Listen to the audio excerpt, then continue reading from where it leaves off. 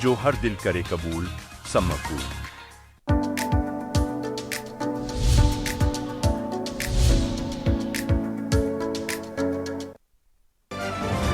PM Modi ने संभाला कार्यभार संभालते ही किसानों को दी सौगात। किसान सम्मान निधि की फाइल पर किए हस्ताक्षर। 17वीं किस्त की जारी।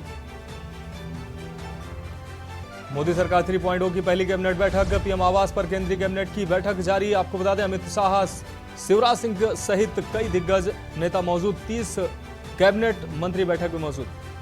दिल्ली में सीएम योगी ने की मुलाकात। शाह, नड्डा और राजनाथ को घर जाकर दी बधाई। कल शपथ ग्रहण के बाद आज पहली मुलाकात।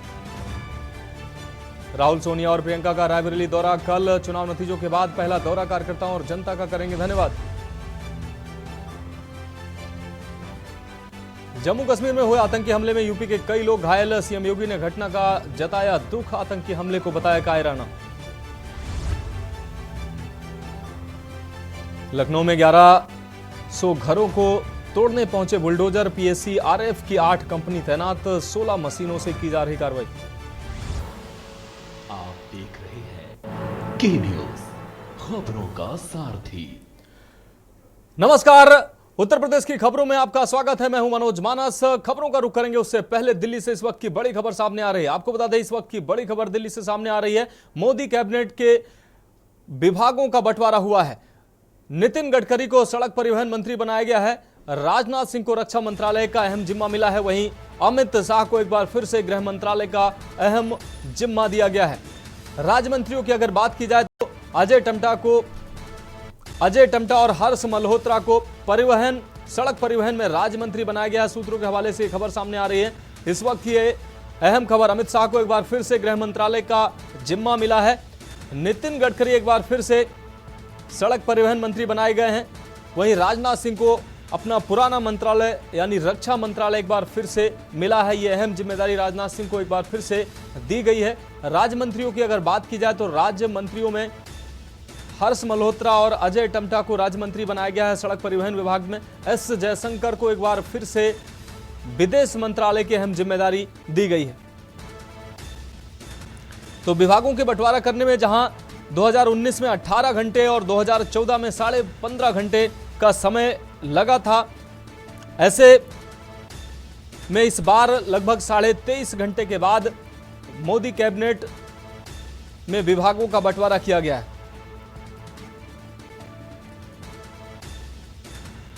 आपको बता दें कल मोदी कैबिनेट के 71 मंत्रियों ने शपथ ली थी। इसमें 30 कैबिनेट और 5 स्वतंत्र प्रभार जबकि 36 राज्य मंत्रियों ने शपथ ली थी। और आज विभागों का बंटवारा कर दिया गया है। सूत्रों के हवाले से यह खबर सामने आ रही है कि नितिन गडकरी को एक बार फिर से सड़क परिवहन मंत्रालय की अहम जिम्मेदारी दी गई है। जबकि अमित शाह गृह मंत्री एक बार फिर से बने हैं। गृह मंत्रालय की अहम जिम्मेदारी एक बार फिर से अमित शाह को दी गई है। राजनाथ सिंह को एक बार फिर से विदेश मंत्रालय का जिम्मा दिया गया है। वहीं एस जयशंकर एक बार फिर से विदेश मंत्री बनाए गए हैं। अजय टम्टा को सड़क परिवहन राज्य मंत्री बनाया गया। सूत्रों के हवाले से खबर सामने आ रही है। दिल्ली के सांसद हर्ष मल्होत्रा को सड़क परिवहन का राज्य मंत्री बनाया गया है। और इस खबर पर ज्यादा जानकारी के लिए हमारे विशेष संवाददाता अखिलेश सिंह हमारे साथ जुड़ गए हैं। अखिलेश जी, मोदी कैबिनेट के विभागों का बंटवारा हो चुका है। सूत्रों के हवाले से जैसा कि खबर सामने आ रही है कि नितिन गडकरी, राजनाथ सिंह, अमित शाह को और एस जयशंकर को अपने पुराने मंत्रालय मिले हैं। क्या कुछ अहम अपडेट है? बिल्कुल बता दूं कि मोदी सरकार के नए मंत्रिमंडल के नए मंत्री जो हैं, जिनको चार्ज मिला है और पुराने मंत्री में तो मंत्रालय वैसे ही रिपीट किएंगे, लेकिन कुछ उसमें परिवर्तन जरूर किया गया। मैं आपको बता दें कि सबसे बड़े मंत्रालय की बात की जाए तो सड़क परिवहन मंत्रालय आता है। सड़क मंत्रालय में 2 राज्य मंत्रियों को नितिन गडकरी के साथ जोड़ा गया है। नितिन गडकरी कैबिनेट मंत्री के प्रभार देख रहे हैं, उनके साथ अजय टम्टा और मल्होत्रा, इन मंत्रियों को लगाया गया। ये दोनों राज्य मंत्री हैं। इन राज्य मंत्रियों को सड़क परिवहन में के साथ गडकरी के साथ लगाया गया, जो सड़क परिवहन मंत्रालय देखेंगे। इसके बाद आपको बता दें रक्षा मंत्रालय वैसे ही रहा है, गृह मंत्रालय वैसे ही रहा है, विदेश मंत्रालय एस जयशंकर वैसे ही रहा है। तो ये मंत्रालय पुराने जो मंत्री थे लगभग सबके वही है। हाँ, मनोहर लाल खट्टर जो नए मंत्री बने हैं, कैबिनेट मंत्री हैं, उनको ऊर्जा मंत्रालय जरूर दिया गया है। तो इस लिहाज से अगर देखा जाए तो लगभग पुराने मंत्रियों के साथ जो नए चेहरे हैं उनको दिया गया है। और ये शहरी विकास मंत्रालय जो पहले हरदीप पुरी पेट्रोलियम मंत्री हुआ करते थे उनके पास रहता था, ये भी मनोहर लाल खट्टर को दिया गया। इसके अलावा आपको बता दें तमाम और ऐसे नाम है जो एक एक करके अब सामने आना शुरू हो गए हैं।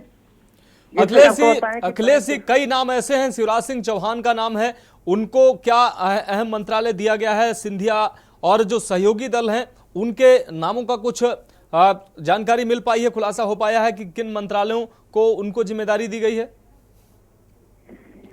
बिल्कुल, निर्मला सीतारमण को वित्त मंत्रालय पहले से दिया गया है और ज्योतिरादित्य सिंधिया को उड्डयन मंत्रालय, और अभी शिवराज सिंह चौहान का नाम आने वाला है, जारी हो गई है। तो जैसे मेरे पास अपडेट आते जाएंगे मैं आपको बताते जाएंगे। अब तक नितिन गडकरी है, रक्षा मंत्री राजनाथ सिंह का है, गृह मंत्री अमित शाह है, सड़क परिवहन मंत्री नितिन गडकरी है, मल्होत्रा, ये सड़क परिवहन मंत्रालय में इनके नाम जोड़े गए हैं। इसके साथ ही ऊर्जा मंत्रालय आपको मनोहर लाल खट्टर को दिया गया। तो इस लिहाज से अभी बता रहा हूँ कि आपको नामों का अपडेट आता जाएगा कि सरकार। अखिलेश जी, जानकारी मिली है कि शिवराज सिंह को कृषि मंत्री बनाया गया देश का। अखिलेश जी, बिल्कुल, कृषि मंत्रालय की चर्चा से ही चल रही थी, उनको कृषि मंत्रालय देने की बात चल रही। यहाँ सिर्फ शिवराज सिंह चौहान का अब नाम फ्लैश हुआ है, इसको शिवराज सिंह चौहान को कृषि मंत्रालय दिया गया है। अभी मोदी सरकार के नए मंत्रिमंडल के विभागों का बंटवारा दिया गया है, यहाँ शुरू हो गए। अब शिवराज सिंह चौहान का भी नाम सामने आ गया, शिवराज सिंह चौहान को कृषि मंत्रालय दिया गया है। हाँ अखिलेश जी, खाद्य रसद विभाग की अगर बात की जाए, क्या चिराग पासवान को यह विभाग मिल सकता है? उनके पिता भी ये मंत्रालय पहले से संभालते रहे हैं। उम्मीद की जा सकती है कि चिराग पासवान को ये मंत्रालय दिया जाता है, क्योंकि इस मंत्रालय की अगर बात की जाए तो रामविलास पासवान लंबे समय तक इस मंत्रालय को देखते रहे। फिर अगर देखा जाए तो उनके चाचा पारस को भी खाद्य मंत्रालय मिला था, उनको फूड एंड मिला था। तो उस इतिहास से देखा जाए कि ये लोजपा के कोटे में मंत्रालय जा सकता है। जीतन राम मांझी को एमएसएमई मंत्रालय दिया गया है, इसका अपडेट मिल गया है। तो हम आपको बता दें, लघु मध्यम उद्योग मंत्रालय, जीतन राम मांझी बिहार के पूर्व मुख्यमंत्री हैं, इनका बेटा इसमें बिहार में मंत्री है, संतोष सुमन जिनका नाम है, और आईटी मिनिस्ट्री को देख रहे हैं। अब इनको कैबिनेट मंत्रालय दिया गया है मोदी मंत्रिमंडल में, तो इनको एमएसएमई मध्यम सूक्ष्म मंत्रालय दिया गया। राजनाथ सिंह का रक्षा मंत्री का नाम पहले भी था, उम्मीद थी नहीं बदला जाएगा, नहीं बदला गया है। अखिलेश जी, सहयोगियों की अगर बात की जाए, जयंत चौधरी हो या जेडीयू के नेताओं की अगर बात की जाए, टीडीपी के नेता ये अहम मंत्रालयों में अपनी भागीदारी मांग रहे थे। फिलहाल जो खबर निकलकर ये सामने आई है, इसमें जो अहम मंत्रालय हैं बीजेपी ने अपने पास रखे हैं, ऐसे में इन सहयोगियों को साथ में रखना, उनको संतुष्ट करना कितनी बड़ी चुनौती होगी? देखिए, मोदी सरकार में एक बात तो तय है, बेशक गठबंधन की सरकार है जी, गठबंधन की सरकार में इस बार प्रेशर ज्यादा है। पूर्ण बहुमत की सरकार अगर भारतीय जनता पार्टी होती तो प्रेशर नहीं होता, लेकिन उतना प्रेशर नजर नहीं आएगा जितना प्रेशर की उम्मीद की जा रही है जी। क्योंकि मोदी का पूरा पुराना कार्यकाल देखा जाए तो लंबे अरसे तक वो अपने कार्यकालों में बहुत ज्यादा दबाव में नजर नहीं आए हैं, लेकिन फिर भी अगर देखा जाए तो नए मंत्रियों का प्रेशर कम ही रहेगा। अपने हिसाब से ही मंत्रालय उन्होंने दिए, जैसे उम्मीद की जा रही थी मंत्रालय नहीं बदलेंगे, नहीं बदले हुए, दबाव बनाते रहे मंत्री तमाम। लेकिन जीतन राम मांझी तो मुख्यमंत्री थे तो कैबिनेट मंत्री उनको दिया गया, एमएसएमई उनको दिया गया। तो शिवराज सिंह को बड़ा मंत्रालय देना था तो उनको कृषि मंत्रालय, उसके साथ एक और मंत्रालय उनके साथ जोड़ा गया, ग्रामीण विकास मंत्रालय। जीतन राम मांझी को सिर्फ एक ही मंत्रालय दिया गया। अखिलेश जी, तो इस तरह से मोदी कैबिनेट में महिलाओं की भी अहम भागीदारी है। कई महिलाओं ने शपथ लिया है कल, जैसा कि हमने देखा है।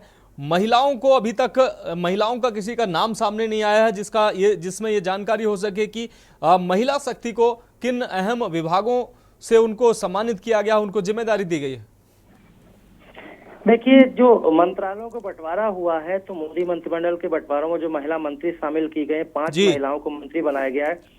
तो उन महिलाओं के भी नाम जल्द ही हमको पता चलेंगे, क्योंकि एक एक करके नाम बाहर आ रहा है। उस हिसाब से बारों पता चल रहा है कि कौन किसका मंत्रालय मिलेगा। तो अभी सबसे पहले बड़े मंत्री हैं, उन बड़े मंत्रियों को अब अश्विनी वैष्णव जो पिछली बार मोदी सरकार में रेल मंत्री हुआ करते थे, उनको सूचना का प्रभार दिया गया है। तो आप समझ सकते हैं कि कुछ मंत्रालय बदल रहे हैं। अश्विनी वैष्णव पूर्व IAS हैं, ये 19 की सरकार में रेल मंत्री हुआ करते थे। इस बार इनको 24 की सरकार में सूचना मंत्रालय दिया गया था। ये सूचना मंत्रालय अनुराग ठाकुर के पास हुआ करता था। अनुराग ठाकुर हिमाचल के हमीरपुर से चुनाव जीते हैं, लेकिन इस बार उनको मोदी सरकार में मंत्री नहीं बनाया गया। महिला मंत्री MSME राज्य मंत्री बनाई गई शोभा कंद्र जाले। निश्चित रूप से अखिलेश जी, आप नजर बनाए रखिए, आगे भी आपसे अहम अपडेट लेते रहेंगे। तो फिलहाल आपका बहुत शुक्रिया इस जानकारी के लिए। तो आपको बता दें, नितिन गडकरी को सड़क परिवहन मंत्रालय दिया गया है और मोदी कैबिनेट के मंत्रालयों का अब विभागों का बंटवारा हुआ है। अब रुक करते हैं अगली खबर का। अमरोहा से अगली खबर है, जहां कांग्रेस प्रदेश सचिव का विवादित बयान सामने आया है। भगवान राम बीजेपी से नाराज चल रहे हैं, उन्होंने ये बयान दिया। सचिन चौधरी के द्वारा ये बात कही गई, कांग्रेस यूपी की सभी सीटों पर निकालेगी धन्यवाद यात्रा। धन्यवाद यात्रा की तैयारी को लेकर वार्ता की गई है। तो अमरोहा से इस वक्त की अहम खबर आपको दिखा रहे हैं। धन्यवाद यात्रा की तैयारी को लेकर वार्ता की बात कांग्रेस नेता ने की है। तो कांग्रेस प्रदेश महासचिव का विवादित बयान सामने आया है। उन्होंने कहा कि भाजपा से राम फिलहाल नाराज चल रहे हैं। तो कांग्रेस नेता हैं सचिन चौधरी, इनका यह बयान सामने आया है। कांग्रेस यूपी की सभी सीटों पर धन्यवाद यात्रा निकालेगी, सचिन चौधरी के द्वारा यह बात कही गई है। धन्यवाद यात्रा की तैयारियों को लेकर वार्ता भी की गई है।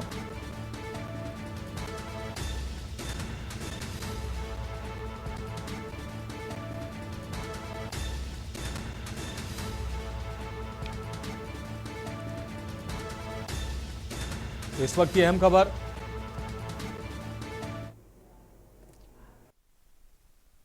आप सभी मीडिया बंधुओं को इसलिए यहाँ बुलाया गया है कि कांग्रेस पार्टी की तरफ से एक धन्यवाद यात्रा जो है 400 विधानसभाओं में निकाली जानी है, सबका आभार प्रकट करना है। तो इसलिए 11 तारीख को हसनपुर, 12 में नौगावा, 13 में धनौरा और 14 में अमरोहा, चारों विधानसभाओं में ये यात्रा रहेगी। 11 से 15 तारीख तक का कार्यक्रम है। इसी के उपलक्ष्य में आपको बुलाया गया और हमें गर्व है कि इस बार जनता ने बीजेपी को हरा दिया, लेकिन बीजेपी फिर भी बेईमानी करके कई सीटों पे अपने जो हमारे प्रत्याशी थे उन्हें डरा के, उन्हें खरीद के कई निर्विरोध इन्होंने सांसद बनाए। उसके साथ साथ कई जगह ऐसी वोट निकली थी कि बनारस देखिए, बनारस जो हमारे अध्यक्ष जी हैं वो जीते हुए हैं, लेकिन उनको हरा कैसे दिया। वहाँ पे जो वोट पड़े थे वो वोट तो कम पड़े, लेकिन जब वोट खुले तो वोट ज़्यादा खुले। करीबन 7 से 8% पोलिंग बीजेपी ने लगभग ज़्यादा दिखाया कई सीटों पे। तो ये तो बेशर्मी वाली बात है। तो खबरों में वक्त एक ब्रेक का है, जल्द हाजिर होंगे। आप देख रहे हैं के न्यूज खबर। ब्रेक के बाद उत्तर प्रदेश की खबरों में एक बार फिर से आपका स्वागत है। अब रुक करेंगे अगली खबर का। यूपी की सलेमपुर सीट से नवनिर्वाचित समाजवादी पार्टी के सांसद रमाशंकर राजभर से हमारे संवाददाता अखिलेश सिंह ने दिल्ली में एक्सक्लूसिव बातचीत की। आइए हम आपको सुनाते हैं। देश की लोकसभा सीट सलेमपुर से समाजवादी पार्टी के नवनिर्वाचित सांसद रमाशंकर राजभर जी हमारे साथ हैं।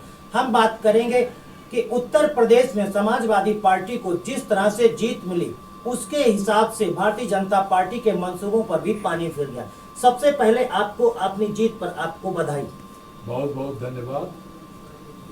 और मैं आपके साथ साथ अपने लोकसभा के प्रत्येक नागरिकों को भी बधाई देता हूं कि जिनकी बदौलत मैं भारतीय जनता पार्टी को हराने में कामयाब हुआ। इस बार के आप लोकसभा चुनाव में जो उत्तर प्रदेश में देखने को मिला कि समाजवादी पार्टी ने जिस तरह से सबसे बड़ी पार्टी के रूप में उभरी, यानी भारतीय जनता पार्टी को हराए, आप इसके साथ साथ आपकी सलेमपुर लोकसभा सीट में समाजवादी पार्टी को जिस तरह से जीत मिली, उस जीत की वजह क्या मानते हैं आप? देखिए, पूरे देश के लोगों ने सकारात्मक राजनीति को अपनाया है और नकारात्मक राजनीति को पछाड़ा है। अब देश में किसान के हित की बात, बेरोजगारों के हित की बात और जो आम नागरिक की मूलभूत सुविधाएं हैं, वह जनता चाहती है कि किसी तरह से हमारे जो मूलभूत सुविधाएं हैं उस पर बहस हो। तो बेकार की बातों के बहस पर भारतीय जनता पार्टी 10% से राजनीति कर रही थी, उसे जनता ने नकारा है। आप देख रहे हैं कि भारत के प्रधानमंत्री, यशस्वी प्रधानमंत्री 1.5 लाख से जीतते हैं और विपक्ष के नेता राहुल गांधी 4 लाख से जीतते हैं। तो ये क्या मैसेज जाता है? तो देश में महंगाई, बेरोजगारी, बेकारी इतनी बड़ी है कि जिसकी कोई सीमा नहीं, और गरीबों के बल पर बनने वाली सरकार ने देश के खजाने का मुंह अमीरों की ओर कर दिया, यह आम जनता में बात चली गई। तो इस तरह से भारतीय जनता पार्टी उत्तर प्रदेश में भी जमीन छोड़ चुकी है और भारतीय जनता पार्टी को कोई मतलब नहीं जन सरोकारों से है।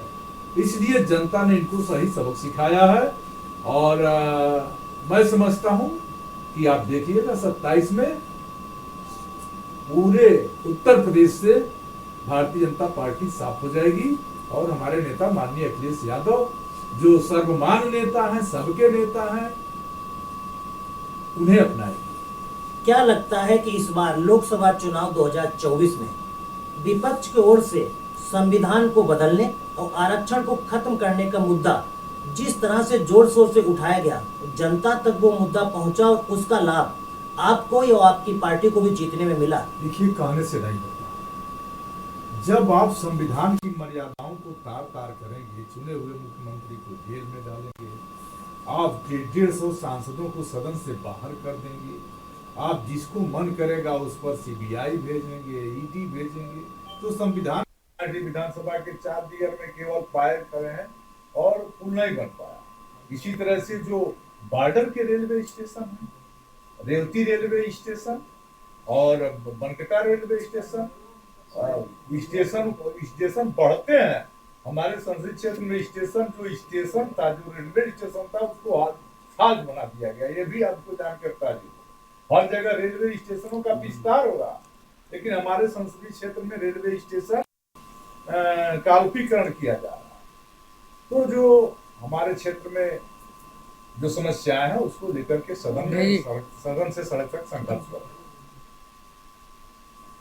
एक समस्या सबसे बड़ी बेरोजगारी है, पेपर लीक की आपने जिक्र कर ही दिया है, युवा बेकार हैं, अग्निवीर योजना में भी लोग युवा खुश नहीं है। तो इस तरह के हैं, क्या लगता है कि सलेमपुर क्षेत्र के जनता है वहाँ पर बेरोजगारी है, महंगाई है, परीक्षाओं के पेपर लीक हो रहे हैं, अग्निवीर में उन लोगों का विरोध हो रहा है, तो आपको लगता है कि इस जो आगामी सरकार अब नई बनी है मोदी सरकार, इससे आप अपेक्षा करेंगे इन पर एक काम करें ताकि देश की जनता को इससे राहत मिले? देखिए, यह एनडीए की सरकार कह सकते हैं आप, लेकिन मैं इसे नहीं, ये एनसीएन की सरकार, ये नीतीश बाबू और चंद्रबाबू नायडू की सरकार। देश इनसे भी सवाल पूछेगा कि देश का 67% बच्चा जो गांव का है वो सेना में जाता था और सेना भर्ती बंद हो गई। तो यह नई जो अब तो केवल एनडीए की सरकार में भारतीय जनता पार्टी का ही नहीं चलेगा, अब तो एनडीए को भी उतना ही दोष का भागी होगा। तो अगर भारतीय जनता पार्टी ने अग्निवीर योजना लाई, तो जो एनसीएन की सरकार है, जो नीतीश बाबू और नायडू जी की सरकार है, यह सरकार हस्तक्षेप इसमें करेगी और हस्तक्षेप करके अग्निवीर योजना समाप्त करके पूरा सेना बहाली शुरू करे, ताकि जो नौजवान कम अवसर प्राप्त है, जो नौजवान कम संसाधन वाला है, वो नौजवान भी सेना में जाके भारत माता की सेवा कर सके। धन्यवाद। ये थे हमारे पास सलेमपुर विधान लोकसभा क्षेत्र से रमाशंकर राजभर जी, जिनका कहना है कि 24 में समाजवादी पार्टी ने लोकसभा में जो जीत दर्ज की है, 27 में उसी तर्ज पर जीत करते हुए और सरकार उत्तर प्रदेश बनाएंगे। कैमरामैन प्रदीप के साथ अखिलेश सिंह, के न्यूज इंडिया, दिल्ली। अब बढ़ेंगे अगली खबर की ओर। लखनऊ के अकबरपुर में सुबह से ही एलडीए का बुलडोजर मकानों और दुकानों पर चलने लगा है। आपको बता दें, अकबर नगर प्रथम में सुबह से ही एलडीए व पुलिस अधिकारी ध्वस्तीकरण की कार्रवाई के दौरान मौजूद रहे, जहां कई इमारतों को ध्वस्त कर उन्हें ढहाने का काम शुरू हुआ है। इस दौरान पूरा इलाका छावनी में तब्दील हो गया है। इस दौरान पुलिस उपायुक्त मध्य जोन रबीना त्यागी व लखनऊ विकास प्राधिकरण के उपाध्यक्ष इंद्रमणि त्रिपाठी के बयान भी सामने आए। वहीं हमारे संवाददाता शिवा शर्मा ने ध्वस्तीकरण का जायजा भी लिया है। लखनऊ के अकबर नगर इलाके में लोकसभा चुनाव संपन्न होने के ठीक बाद से लखनऊ विकास प्राधिकरण के अधिकारियों का चाबुक एक बार फिर से शुरू हो गया है। जो अवैध कॉलोनियां कुकरेल नदी के किनारे बनी हुई थी, जो घर बने हुए थे, जो दुकानें बनी हुई थी, उनको तोड़ने का काम आज सुबह 7 बजे से लगभग चालू हो गया है। पीछे आप हमारी तस्वीरें देख सकते हैं। ये जो पोकलैंड है वो काफी भारी मात्रा पे कल रात से यहाँ पर आ गई थी और सुबह से जिस तरीके से रोड के किनारे जो कमर्शियल कॉम्प्लेक्स थे, जो दुकानें थी, जो आवास लोगों के बने हुए थे, उन सभी को तोड़ने का काम किया जा रहा है। और लंबे समय से ये कार्रवाई चल रही है, क्योंकि चुनाव बीच में पड़ गया था, इसलिए 5.5 महीने लगभग ये कार्रवाई रोक दी गई थी। लेकिन अब फिर से हजारों मकान तोड़ने की जो कवायद है वो शुरू हो गई है।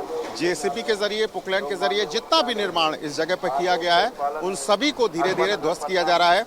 एलडीए की 2 शिफ्ट के ड्यूटीज लगाई गई है अधिकारियों की, कर्मचारियों की, कि किसी तरीके की जो स्थिति है अगर उत्पन्न होती है तो अपने अपने तरीके से हैंडल कर सके।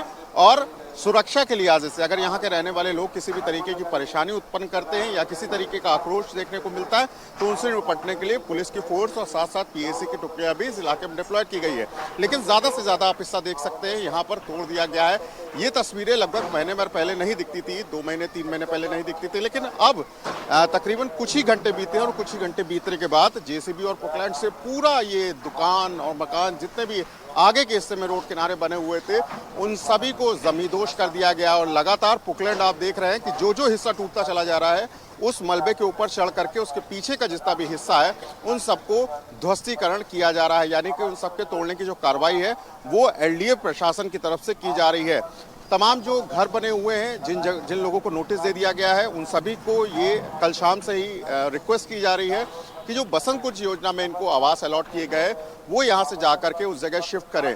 यानी कि एक तरफ प्रशासन जो है इनको नए घर जो प्रधानमंत्री आवास योजना के तहत अलॉट किए जाने थे वो कर चुका है, कई लोगों वहाँ पर शिफ्ट भी हो चुके हैं, लेकिन कई ऐसे लोग हैं जो इसके पिछले हिस्से पर अभी भी रह रहे हैं। उनका साफ तौर से कहना है कि लंबे समय से यानी कि सालों से वो यहाँ पर आवास कर रहे हैं और इस तरीके की कार्रवाई उनके लिए एक जबरन प्रशासन का एक चाबुक है जिसे वो सहन नहीं कर पा रहे हैं। लेकिन विरोध किसी भी तरीके का देखने को इसलिए भी नहीं मिल रहा है क्योंकि भारी पुलिस बल इस इलाके में डिप्लॉयड है। तमाम जो पुलिस के अधिकारी हैं, एलडीए के अफसर हैं, मौके पर बैठे हुए हैं, निगरानी कर रहे हैं और जो मकान और दुकान तोड़ने का जो कार्रवाई है वो इसी तरीके लगभग जारी है। और ये कयास लगाया जा रहा है कि हजारों की संख्या में जो व्यावसायिक बिल्डिंगें बनाई गई हैं, जो आवास बनाए गए हैं, उन सभी को तोड़ने के बाद ये कार्रवाई लगभग रुकेगी। और जैसे जैसे आगे के रोड के किनारे के जितने भी भवन हैं, जो निर्माण हैं, उन सबको तोड़ दिया जाएगा। वैसे वैसे कुकरेल के किनारे जितने भी गली के अंदर जो कमर्शियल कॉम्प्लेक्स बने हुए, आवास बने हुए, उन सबको गिराने की जो कार्रवाई है वो फिर से की जाएगी। वीडियो जर्नलिस्ट आदित्य के साथ शिवा शर्मा, के न्यूज, लखनऊ। अब रुक करेंगे अगली खबर का। उत्तर प्रदेश की लखीमपुर खीरी सीट से जीतकर लोकसभा पहुंचे सपा के निर्वाचित सांसद उत्कर्ष वर्मा से हमारे विशेष संवाददाता अखिलेश सिंह ने एक्सक्लूसिव बातचीत की है। आइए क्या कुछ कहा उन्होंने, सुनाते हैं आपको।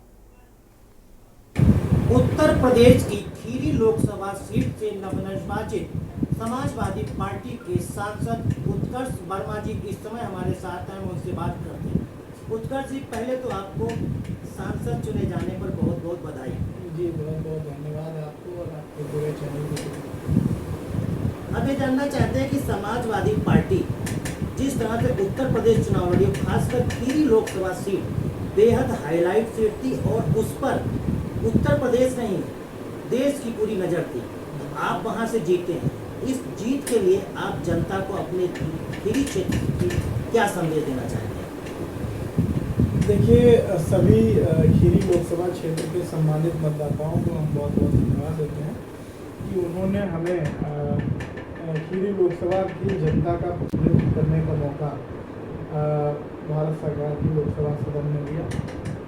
और ये संदेश हम देना चाहते हैं कि जिन उम्मीदों के साथ में, जिस विश्वास के साथ में खीरी लोकसभा की जनता ने हमें मौका दिया है, चुन के भेजा है, हम उनकी उम्मीदों पर पूरा खरे उतरेंगे, कभी नाउम्मीद नहीं होने देंगे और जो वादे हमने चुनाव में किए हैं उनको पूरा कराएंगे और खीरी लोकसभा क्षेत्र की समस्याओं की और जनता की आवाज़ को मजबूती के साथ में लोकसभा में उठाने के काम करेंगे। क्या वजह है कि समाजवादी पार्टी जिस तरह से चुनाव लड़ रही थी और उसमें बहुजन समाज पार्टी के बीच में कैंडिडेट बदल जाता है, वहाँ से गाजियाबाद से कैंडिडेट वहाँ पहुँच जाता है, तो एक बार ये लगता था कि कुछ इस तरह के समीकरण बदल रहे हैं जैसे समाजवादी पार्टी को टक्कर लगेगी, लेकिन लगता है कि बाहरी कैंडिडेट जाने की वजह से वहाँ पर आपको कोई नुकसान या समाजवादी पार्टी को उसकी टक्कर लगी या फिर भारतीय जनता पार्टी को ऐसा लगा कि इसको कोई फायदा हो जाएगा उस कैंडिडेट से? देखिए, कैंडिडेट बदला, बाहर से आया, लेकिन कहीं ना कहीं खीरी लोकसभा क्षेत्र में बहुजन समाजवादी पार्टी अपना जनाधार खो चुकी है और कोई भी उसका जनाधार नहीं था। कोई संगठन पर उन्होंने चुनाव की तैयारी के लिए कोई काम नहीं किया था जिससे वो चुनाव में लड़े। इसलिए चुनाव हमारे वहाँ सीधा 2 पे 2 हो रहा था, भारतीय जनता पार्टी और समाजवादी पार्टी। इस बार का जो लोकसभा चुनाव खासकर खीरी लोकसभा सीट पर था, उसमें जो सिख समुदाय, सरदार समुदाय और खासकर किसानों की अहम भूमिका इस बार के चुनाव में क्या रही? देखिए, सिख समुदाय और इसके अलावा खीरी लोकसभा में बहुत सी बड़ी आबादी खेती किसानी से जुड़ी है, किसान हैं वहाँ पे ज़्यादातर लोग, और बहुत सी किसानों की समस्याएं लखीमपुर जनपद में विशेष तौर से हम कहें तो गन्ना किसान फेस करता आ रहा है। बाढ़ से किसान बहुत परेशान है, बाढ़ प्रभावित जनपद है। गन्ना किसानों का गन्ना भुगतान समय पे नहीं हो पा रहा, गन्ने का वाजिब मूल्य नहीं मिल पा रहा है, बहुत सारी समस्याएं थी।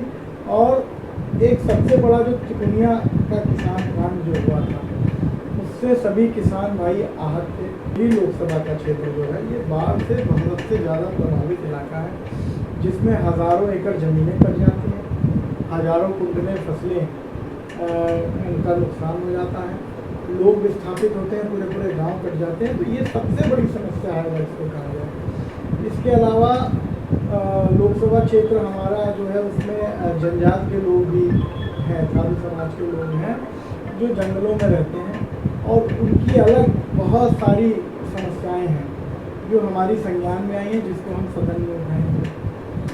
प्लस बाढ़ प्रभावित जिला है, बहुत सी नदियाँ निकलती हैं जिससे बहुत से पुलों की समस्या है।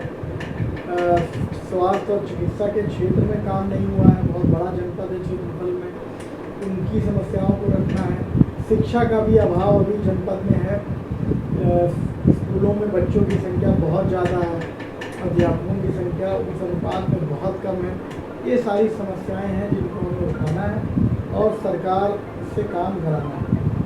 लोकसभा चुनाव 2024 में जिस प्रकार समाजवादी पार्टी ने उत्तर प्रदेश में इतनी सीटें यानी 37 सीटें जीतने के साथ बड़ी जीत दर्ज की और भारतीय जनता पार्टी को दूसरे नंबर पहुंचाई, क्या आप उम्मीद करते हैं कि आगामी विधानसभा चुनाव 2027 में जब होगा, क्या समाजवादी पार्टी इस परफॉर्मेंस को बरकरार रखेगी या फिर उत्तर प्रदेश में इतनी परफॉर्मेंस के साथ आएगी कि सरकार बनानी पड़ेगी? देखिए, इसमें कोई दो राय नहीं है कि समाजवादी पार्टी ने इस लोकसभा में ज़्यादा से ज़्यादा अपने सांसद बनाए हैं और मुझे पूरा विश्वास है कि 2027 में इस बार समाजवादी पार्टी बहुमत के ऊपर विधायक जीत करके लाएगी, क्योंकि लगातार समाजवादी पार्टी की नीतियों कार्यक्रमों को जनता ने पसंद किया है, पीडीए के फॉर्मूले को पसंद किया है और साथ ही साथ में लगातार संगठन। तो उत्तर प्रदेश की खबरों में फिलहाल अभी के लिए इतना है। मुझे दीजिए इजाजत और आप देखते रहिए के न्यूज इंडिया। इस कार्यक्रम करता है गोल्डी मसाले, स्वाद ऐसा तो रिश्तों में गुस्सा कैसा। इस कार्यक्रम के प्रायोजक करता है राजश्री इलायची, जश्न का जश्न। इस प्रोग्राम के प्रायोजक हैं सम्मकूल कूलर, जो हर दिल करे कबूल। सम्मकूल।